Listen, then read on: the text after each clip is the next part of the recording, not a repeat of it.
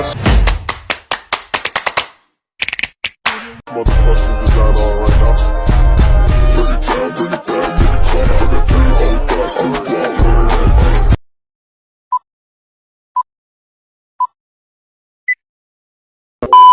Assalamualaikum warahmatullahi wabarakatuh.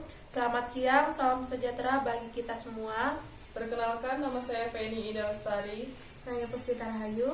Dan saya Maria Magdalena Rongkayan. Pada kesempatan ini kami akan menjelaskan tentang proses penyebaran agama Islam Wali Songo dalam ujian praktek sejarah membuat video. Sejarah Wali Songo. Wali artinya adalah wakil, sedangkan Songo berarti 9 dalam bahasa Jawa. Wali Songo dapat diartikan sebagai 9 wakil atau wali Allah Subhanahu wa Ta'ala. Para wali Songo menyebarkan agama Islam dengan pendekatan budaya, yaitu dengan memadupadankan seni budaya lokal dengan ajaran Islam. Contohnya adalah wayang, tembang Jawa, gamelan, serta upacara adat yang digabungkan dengan ajaran dan makna Islam. Metode dakwah yang lembut, damai, dan tanpa unsur paksaan tersebut membuat masyarakat Jawa bisa menerima kehadiran Wali Songo dan ajaran Islam secara sukarela. Pembangunan langgar atau masjid oleh para Wali Songo selain sebagai tempat ibadah, juga sebagai tempat untuk mengajarkan ajaran-ajaran dalam Islam. Tempat-tempat inilah yang menjadi pusat penyebaran agama Islam. Berikut ini adalah daftar nama Wali Songo dan wilayah penyebarannya. 1. Sunan Ampel. Sunan Ampel memiliki nama asli Raden Rahmat. Ia adalah putra dari Syekh Maulana Malik Ibrahim. Bersama adiknya, Sayyid Ali Murtado, ia datang ke Pulau Jawa pada tahun 1443. Nama Apel diambil dari daerah bernama Apel Denta, daerah rawa yang dihadiahkan Raja Majapahit kepadanya.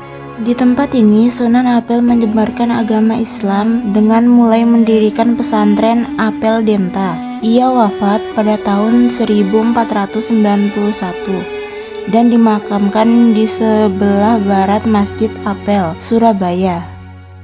2. Sunan Bonang. Nama asli Sunan Bonang adalah Raden Magdum Ibrahim. Ia adalah anak dari Sunan Ampel dan cucu dari Maulana Malik Ibrahim. Mulanya, ia berdakwah di Kediri, yang kala itu penduduknya banyak beragama Hindu. Kemudian, ia menetap di Desa Bonang, Lasem, Jawa Tengah. Sunan Bonang kemudian mendirikan pesantren yang dikenal dengan Watu Layar. Ia wafat pada tahun 1525 dan dimakamkan di Tubun, sebelah barat Masjid Agung. 3. Sunan Derajat. Raden Kasyim merupakan nama asli dari Sunan Derajat yang kemudian mendapat gelar menjadi Raden Syarifuddin. Dia adalah putra dari Sunan Ampel dan juga saudara dari Sunan Bonang. Sunan Derajat berdakwah di sebuah desa bernama Desa Derajat, Kecamatan Paciran, Lamongan, Jawa Timur. Nama desa ini kemudian dijadikan sebagai sebutan Sunan Derajat. Semasa menyebarkan agama Islam, ia mendirikan musola atau surau yang dimanfaatkan sebagai tempat berdakwah. 4. Sunan Giri. Sunan Giri adalah pendiri kerajaan Giri Kedaton. Ia memiliki nama asli Maulana Ainul Yakin. Sunan Giri membangun Giri Kedaton sebagai pusat penyebaran agama Islam di Pulau Jawa. Meskipun berada di Gresik, tetapi pengaruh ajaran Islam dari Sunan Giri bisa sampai ke Madura, Lombok, Kalimantan, Sulawesi, bahkan Maluku. Sunan Giri juga memiliki beberapa nama panggilan selain Raden Ainul Yakin. Di antaranya Raden Paku, Prabu Satmata, Sultan Abdul Fakih, dan Joko Samudro. 5. Sunan Gresik. Sunan Gresik memiliki nama asli Maulana Malik Ibrahim. Daerah yang tujuannya adalah Desa Sembalo, desa yang masih berada dalam wilayah kekuasaan Majapahit. Sunan Gresik meninggal pada 1419 usai membangun pondok yang digunakan sebagai tempat belajar agama di Leran. 6. Sunan Gunung Jati. Sunan Gunung Jati memiliki nama asli Syarif Hidayatullah. Ia berdakwah di daerah Cirebon, mendirikan kerajaan, dan melepaskan diri dari pengaruh Pajajaran. Hal itu membuat Sunan Gunung Jati menjadi Wali Songo yang memiliki kedudukan sebagai raja. 7. Sunan Kalijaga. Tokoh Wali Songo berikutnya adalah Sunan Kalijaga yang lahir pada 1401.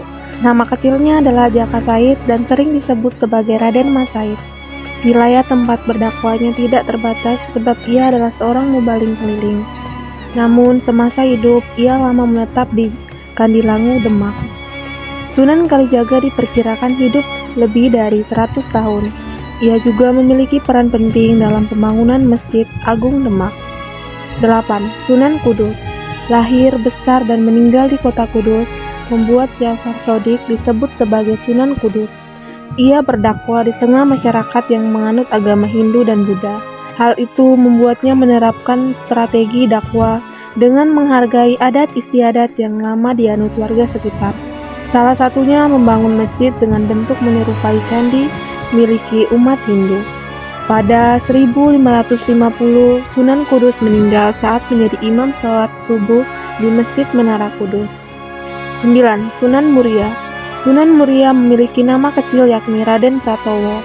Ia adalah putra dari Sunan Kalijaga. Ia memiliki daerah yang sangat terpencil dan jauh dari pusat kota untuk menyebarkan agama Islam.